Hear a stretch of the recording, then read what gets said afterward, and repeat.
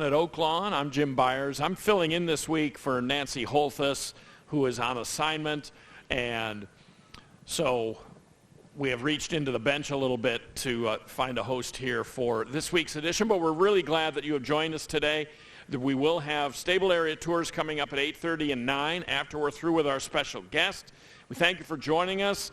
We'll touch with our special guest on a couple of the things you're seeing out here right now in the morning, because there's some really specific traffic patterns and other things that go on here in the morning as horses are getting prepped.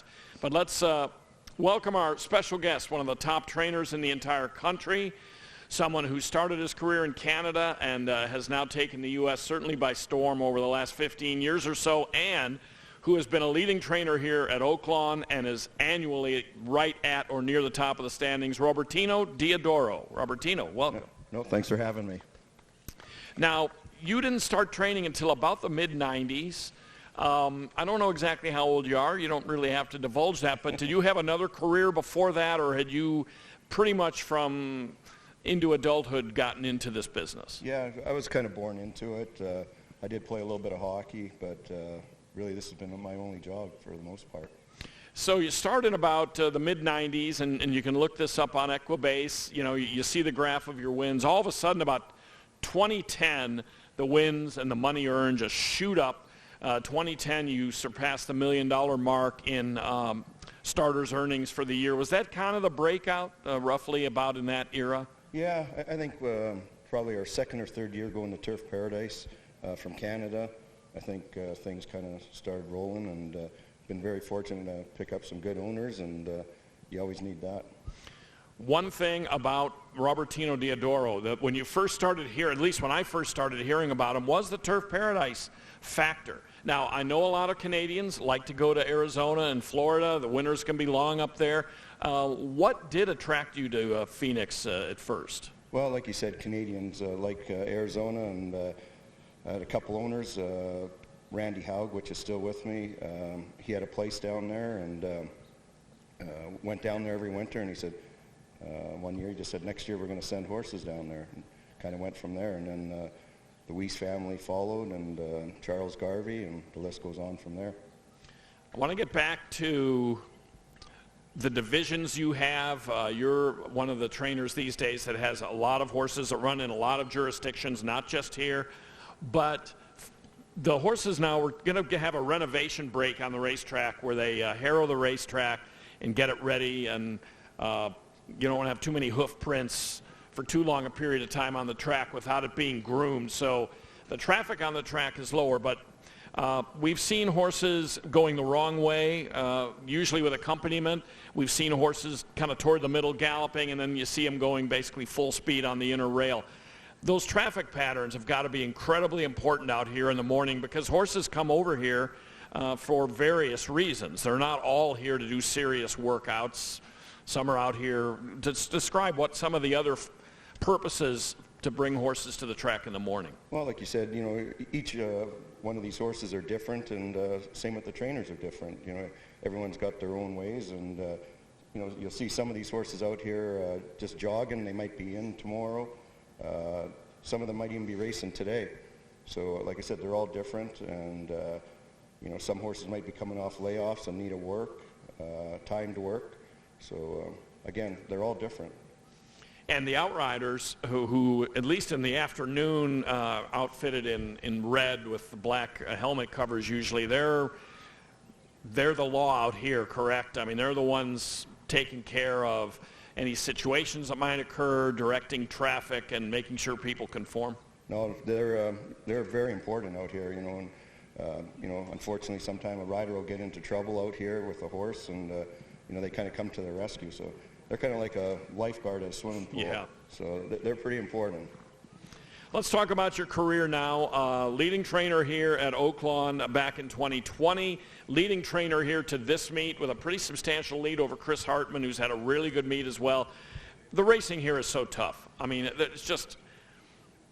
it's an incredible roster of horsemen, riders, horses. The purse levels are incredible. How did it feel to win that 2020 title? And what's it like to be right up there in races won every year here. I mean, it's just an amazing accomplishment. No, it's an honor. You know, any time you compete at a racetrack and you got Steve Asmussen and Wayne Lucas and the list goes on up on the stand, and it's a big meet. So it's definitely an honor. Let's talk about your horses, because you have a lot of horses. Do you have an idea? Not an idea, I'm sure you have a precise idea, but give us an idea of how many you have under your care and how many divisions, because, you know, you start horses in Texas. Do you still have a string in Arizona? Yes, we do. You know, you race back east. Tell us where you race and how many. Roughly 150 horses right now, 4 locations. Obviously here, Turf Paradise, Houston, and then Delta just finished. So roughly 4 year-round. What are some of the logistical requirements to have a situation like that? I remember when, you know, you'd get a certain amount of stalls here on the backstretch. You'd have 36 stalls or whatever the number was, and you might have some horses laying up in places, but that was your barn. And now you've got horses all over the place. What's involved logistically and organizationally? You must have to have a lot of staff to pull that off. Well, at first you got to have good assistants, and I've been very fortunate to have some that have been with me for quite a while. So, you know, it starts there, and then got to have good grooms and the rest of the crew. It's like you said, you got to keep things organized and to keep it, you know, flowing. So. Again, definitely got to have good assistance. And then the role of a trainer, would you be like the coach of an athletic team, or more like the general manager, or how would you describe your role as far as how much hands-on you have and how much you're kind of directing their fortunes while your grooms and your other folks that are with them in their stalls and whatnot every day are hands-on? Yeah, you know, definitely not as much hands-on as I used to be, and I'll admit I do miss that part of it. That's one thing I like about Oaklawn. I don't really travel much at this time of year during the Oaklawn meet. In the summer, I'm more like a general manager, I feel like, with all the traveling. But here, a little more hands-on than normal time of year. I wanted to ask you a handicapping question, because you see, a lot of the big trainers that have the big stables, you and Asmussen and Broberg and folks like that, where you're running in a lot of jurisdictions, you do a lot of claiming. You know, horses, if you're new to the sport, kind of the hard-nosed working horses at the track are claiming horses. They're entered for a specific claiming price. They can be purchased out of the race for a specified price, and that levels the competition. So you don't have a $40,000 horse running against a $10,000 horse. Sometimes you claim a horse, and there's a ton of claiming that's done here. Mm-hmm. And then you end up having to drop the horse in price. You might buy a horse for $30,000, and you notice in the past performance records, a month later he's running for $16,000. Mm-hmm. What's involved in making that decision? How much does it hurt also to spend that money and then have to put the horse up for a lower price? What's in the science of dropping horses and telling an owner, hey, we're in for 16 after we spent a bunch more earlier? No, it's a good question. There's a lot of variables. Again, each horse is different, and sometimes you get these horses and they're not going the way you like them to, and you find maybe a habit that you don't like, and again, each horse is different, and they cycle. I mean, each horse, they peak at different times, and sometimes you end up claiming a horse that's on the downswing, and that's my job to figure that out and place them in the right spots. A lot of it's the owners too. Some owners like to be a little more aggressive than others, but again, I think a lot of it's reading your horse and the horse telling you that there's potential to move this horse up or keep him the level that he's at, and sometimes unfortunately they tell you they're signs that they're going the wrong way on you. And I always believe in dropping them before it's too late, kind of thing. You know, for the owner's sake and for the horse's sake as well. Make it a little easier on them, and where they can still compete, and again, make it easier on them. One thing that I love to see in this sport is when you analyze races and you say, wow, that was a tremendous claim. I think of a horse, and you've got, I'm sure, many examples of this, but the one that drops into my mind is with a different barn. Rated R Superstar was claimed, and I mean, with his new connections, has been able to compete at very high levels. Those are incredible stories. When you see a horse get claimed for 20 or 30,000 or whatever, which seems like a lot of money, you know, to average folks, but in the racing game, it's really not that expensive a claim, and then see them rise up. What are some of your best claims that you've been able to make, where you've turned a horse, you've been able to run up a lot of money? I think one that comes to mind is Lone Rock. We still have him in our barn. He's actually just getting ready to come back off a layoff, and he was a horse that we claimed for 40,000, and he's made over $1 million for us, and he's taken our team all over the country, so won a lot of big races with him. Another horse that took you to some incredible places was Keep Me in Mind. Started in a Kentucky Derby for you, started in the Preakness, was third in the Breeders' Cup Juvenile back in 2020. What kind of a ride was that to be able to go to some of those races with him? Oh, especially the first time. I'll, never forget it, and it's something that we're working towards every day to get back there. It's not easy, but each day we're trying. And you ran 7th in the Kentucky Derby, which, considering it was probably a 20-horse, 19-20-horse field, to finish, anywhere up close the way that race is contested is really amazing. I would imagine that I haven't had the opportunity to experience a Kentucky Derby in person. Usually when I've been in racing, I've been working on the first Saturday in May somewhere else. But what's that experience like in general? I mean, it feels like yesterday. I still get goosebumps telling people about it, and just the walkover, the crowd, just the feel in the paddock, unbelievable. So again, it's not easy, but that's something we're working towards every day. The walkover has really been made into a cool deal with the television, and they have all the reporters out doing, and the new technology has helped a lot too. It would have been hard 40 years ago to have a bunch of different on-air people walking over with horses, but that's really made it special. I think that's brought a lot to the sport. Oh, definitely, and like you said, the technology these days, and the way they have it on TV, and just the way to see it in person, just the way they get all the horses up in the chute, and there's 20 horses circling, and they try to get them all in a line to head to the paddock. It's pretty neat. It's definitely a rush. Let's talk a little bit about your statistics. You win tons and tons of races, and that's something to be, to admire for you and your staff. I'm going to run down a couple of stats, and this is just amazing. Over the last 8 to 10 years, you were 7th in the country, in the whole country in wins in 2015 and 2021, 5th in the country in wins in 14 and 17, 4th by wins in 2020 and 2016, and 3rd by wins in 18 and 19. And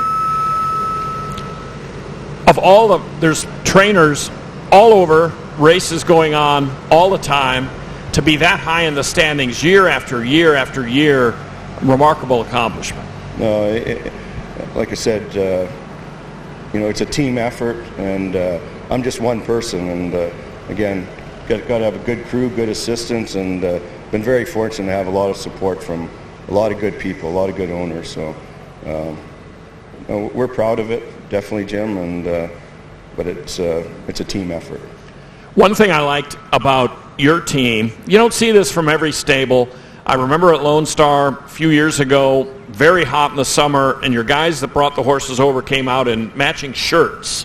And I like that, because you always knew where when a Diodoro was being led over, because you had the shirts. I love the cap, nice branding. And when we see your horses on the track, they're identified as Diodoro horses. Of course, a lot of stables do that, but I like that extra touch. Yeah, no, it's Something I started way back at Turf Paradise, and actually I had a client at the time that you mentioned Brandon, and he kept putting that in my head, and we started it at least 15 years ago, and it's kind of stuck with all our stables across the country.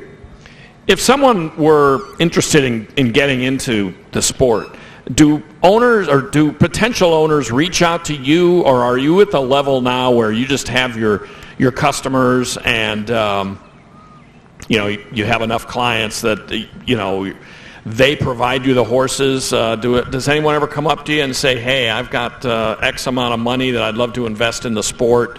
I would imagine at one time you might have had to hustle a little bit for owners, but what does a trainer in your realm these days do about that? No, we're building every day, Jim. It's it's a tough game, and a lot of people go up and down, and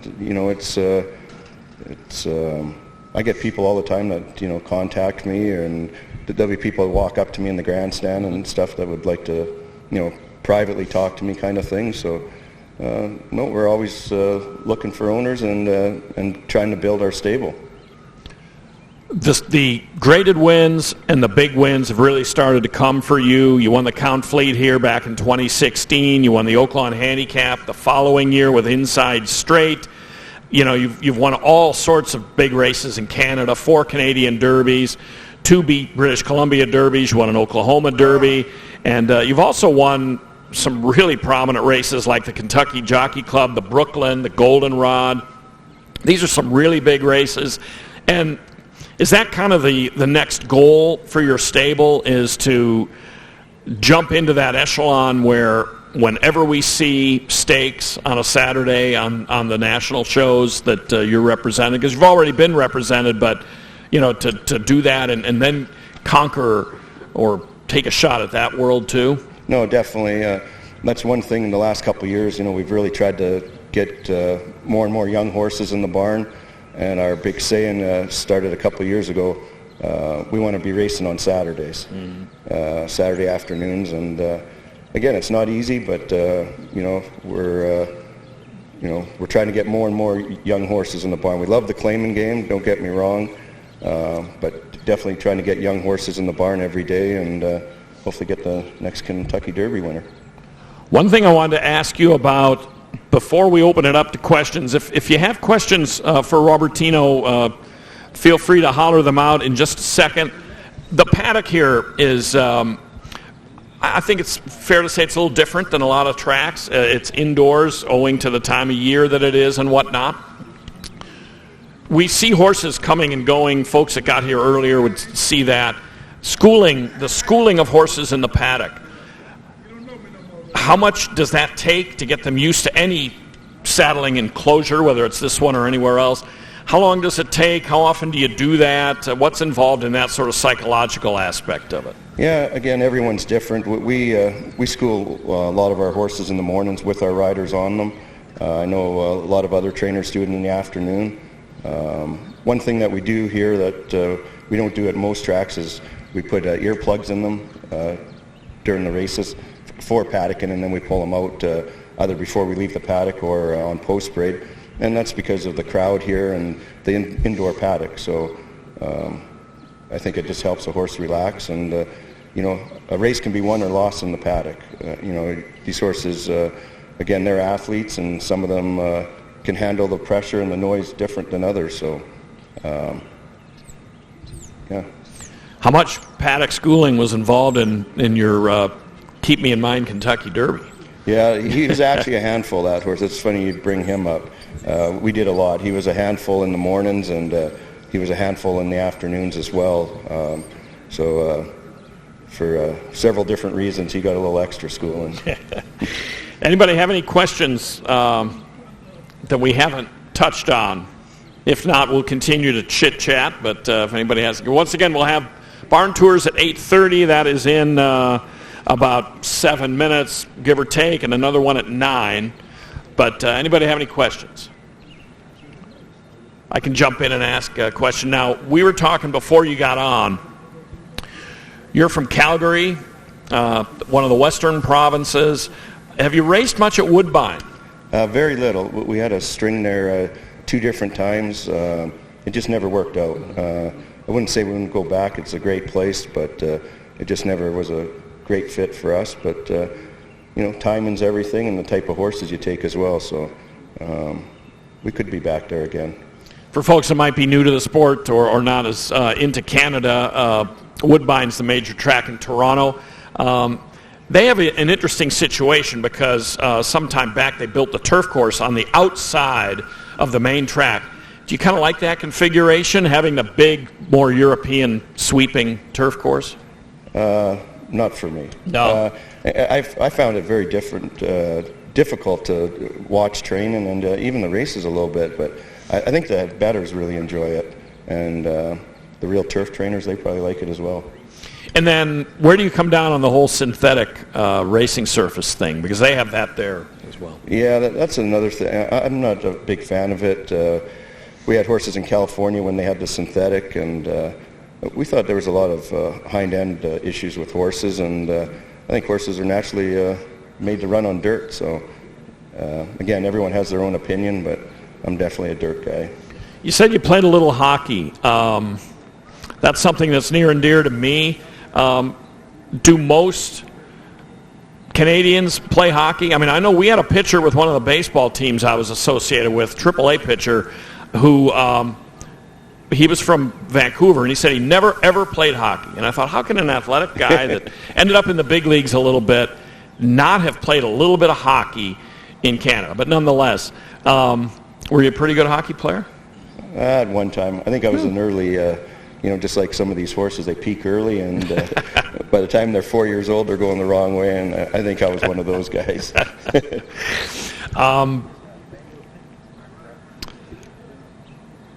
When you train, how much can a trainer affect the style of a horse? We see horses here, they have definable styles. They have talents that separate them from others. Some have a lot of blinding early speed. Some you will just run late. Some are slow starters. How much can a trainer impact that, or is that just like tendencies that any athlete might have?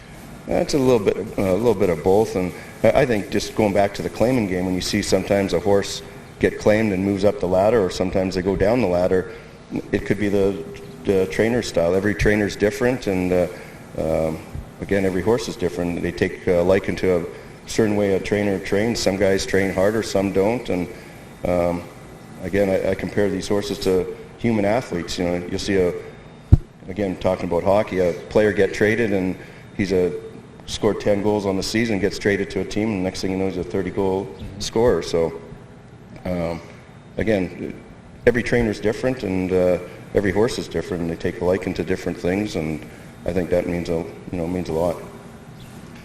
Well, it's a fascinating business. It's a fascinating job. You've got so much involved as a trainer, dealing with your owners, logistical issues, business issues, and then the whole horse aspect of it and the competition. It's an amazing situation. Before we thank Robertino one last time, anybody have any other questions here before we break off? Okay, well, we certainly thank everybody for coming out, and we thank you as well, because it's another weekend at Oaklawn. You've got some horses in today. Good luck on them and for the rest of the meet. And it's been a real pleasure being able to watch your horses compete over these last years, and best of luck keeping it going. No, thanks for having me, Jim. Appreciate it. Robertino Diodoro joining us today, clearly one of the top trainers in the country, and over 3,000 wins already and climbing. So best of luck with that, and thanks so much again. Robertino Diodoro has been our guest. Thanks a lot to all of you for coming out, and we're going to hang out for a little bit. And thanks. You guys do great work over there. You really deserve that. And stand by for the tours.